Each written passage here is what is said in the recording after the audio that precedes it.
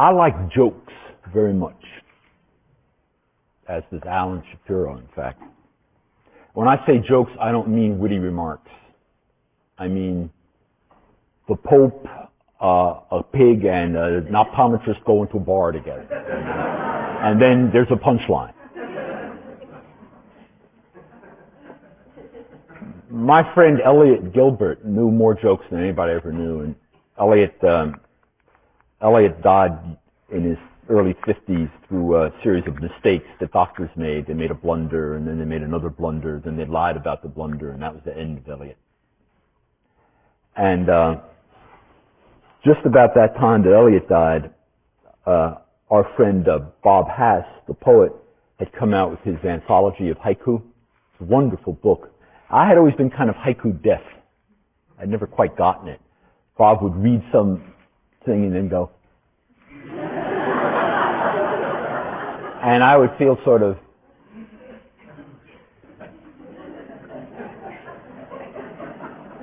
but then I read Bob's introduction and the notes, which are wonderful to that anthology, and he explains the haiku is really just part of a renga. A renga is a linking poem where a group of poets led by a master in the course of a long evening do a series of stanzas, and you pick up images through the different seasons according to certain rules, so that in your poem you say the birds chattering in the tree in October in North Carolina are as many as there are as many as the pores on my body. And then somebody else later on says that's the fall one, and somebody says in the winter one, the tiny little grains of the snow glinting on the top of the car are like the pores in a piece of leather. And then the word pores gets picked up, and somebody else says the little porous petals of the apple tree are shattered by my feet. And each person does it wasn't a very good example, but you get the idea. That is exactly what people who read like jokes are like. That you tell the joke with the optometrist in it, and then I think of one about a dentist. And my dentist was Italian, so you think of another Italian joke, and that's how an evening of jokes can go. This is an elegy. It'll be probably the longest poem I'll read to you. It's an elegy for Elliot, and this poem, I'll warn you, does contain 2 jokes. I call it my 2-joke elegy.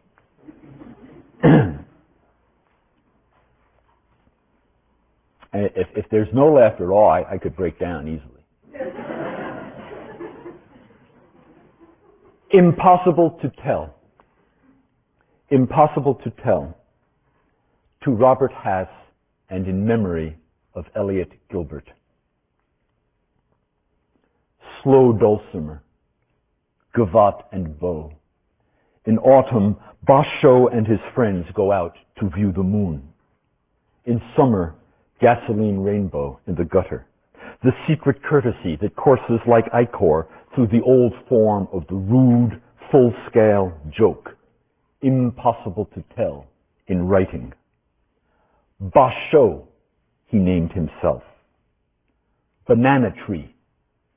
Banana after the plant some grateful students gave him, maybe in appreciation of his guidance, threading a long night through the rules and channels of their collaborative linking poem, scored in their teacher's heart, live, rigid, fluid, like passages etched in a microscopic circuit.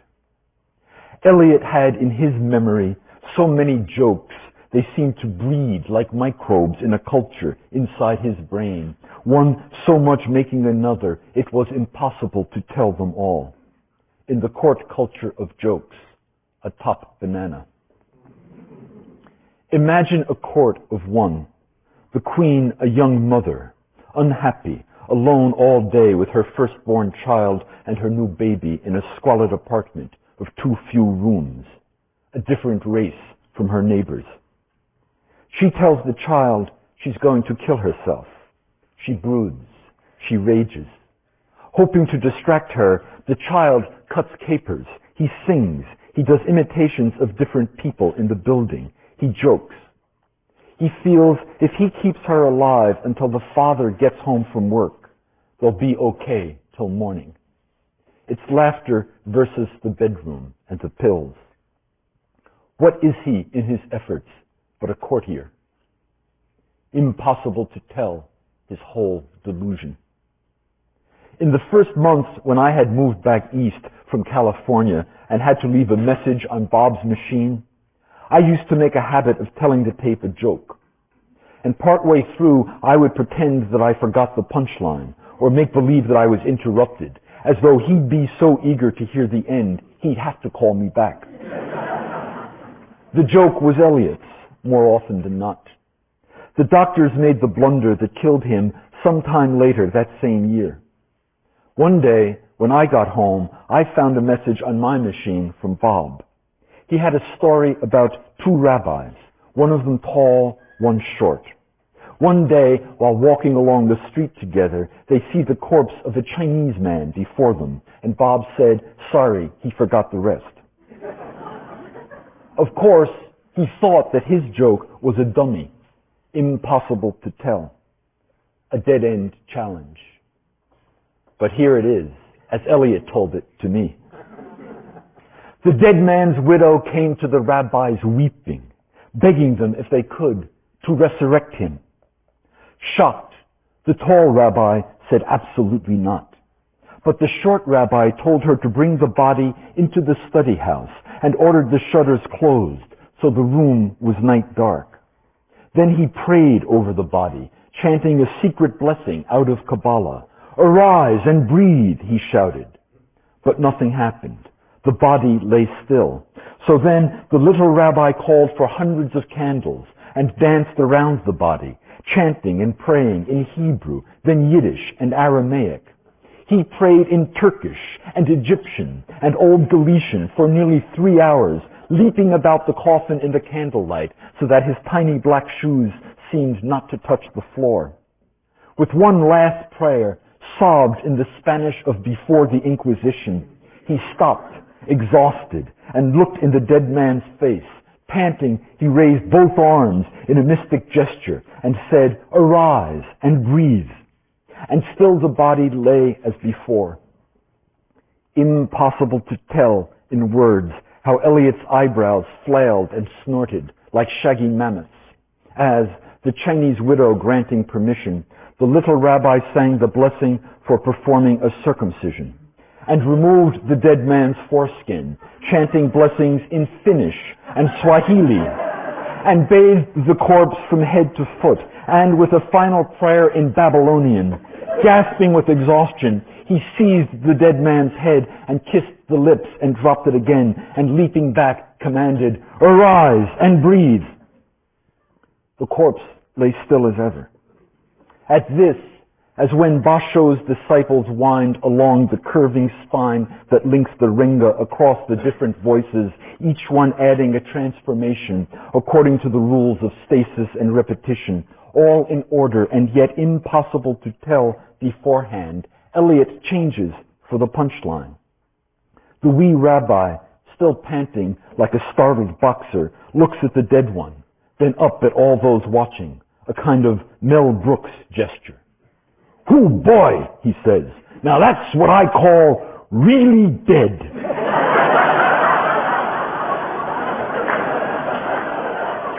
O mortal powers and princes of earth, and you, immortal lords of the underground and afterlife, Jehovah, Ra, Bolmora, Hecate, Chūtō.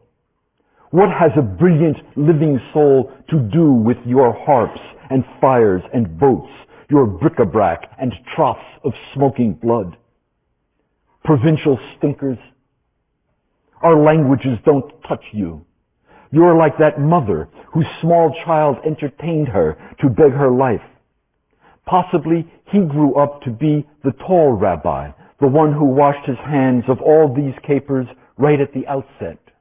Or maybe he became the author of these lines, a one-man renga, the one for whom it seems to be impossible to tell a story straight. It was a routine procedure. When it was finished, The physicians told Sandra and the kids it had succeeded, but Elliot wouldn't wake up for maybe an hour. They should go eat. The two of them loved to bicker, in a way that on his side went back to Yiddish, on Sandra's to some Sicilian dialect. He used to scold her endlessly for smoking. When she got back from dinner with their children, the doctors had to tell them about the mistake. Oh, swirling petals. Oh, falling leaves. The movement of linking renga coursing from moment to moment is meaning, Bob says in his haiku book. Oh, swirling petals. All living things are contingent, falling leaves, and transient, and they suffer. But the universal is the goal of jokes, especially certain ethnic jokes, which taper down through the swirling funnel of tongues and gestures toward their preposterous Ithaca. There's one a journalist told me. He heard it while a hero of the South African freedom movement was speaking to elderly Jews. The speaker's own right arm had been blown off by right-wing letter bombers. He told his listeners they had to cast their ballots for the ANC, a group the old Jews feared as in with the Arabs. But they started weeping as the old one-armed fighter told them their country needed them to vote for what was right. Their vote could make a country their children could return to from London and Chicago. The moved old people applauded wildly, and the speaker's friend whispered to the journalist, "It's the Belgian army joke come to life." I wish that I could tell it to Elliot. In the Belgian army, the feud between the Flemings and Walloons grew vicious, so out of hand the army could barely function. Finally, one commander assembled his men in one great room to deal with things directly. They stood before him at attention. "All Flemings," he ordered, "to the left wall." Half the men clustered to the left. "Now all Walloons," he ordered, "move to the right." An equal number crowded against the right wall. Only one man remained at attention in the middle. "What are you, soldier?" Saluting, the man said, "Sir, I am a Belgian." "Why, that's astonishing, Corporal.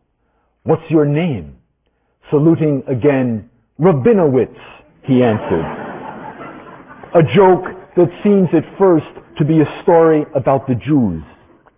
But as the renga describes religious meaning by moving in drifting petals and brittle leaves that touch and die and suffer the changing winds that riffle the gutter swirl, so in the joke, just under the raucous music of Fleming, Jew, Walloon, a courtly allegiance moves to the dulcimer, gavotte, and bow, over the banana tree, the moon in autumn, allegiance to a state impossible to tell.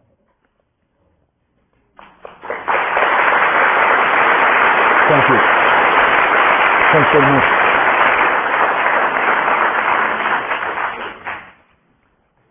After I had finished that poem, I was nervous about showing it to Sandra Gilbert, who incidentally has written a very moving, wonderful prose book about Elliot's death called Wrongful Death.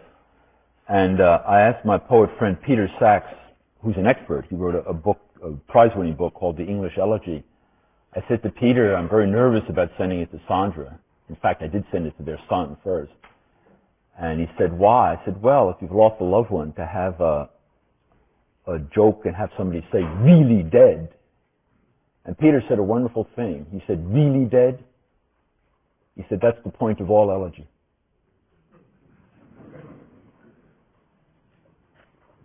At that, the Rabinowitz joke, I just thought that was good North Carolina material.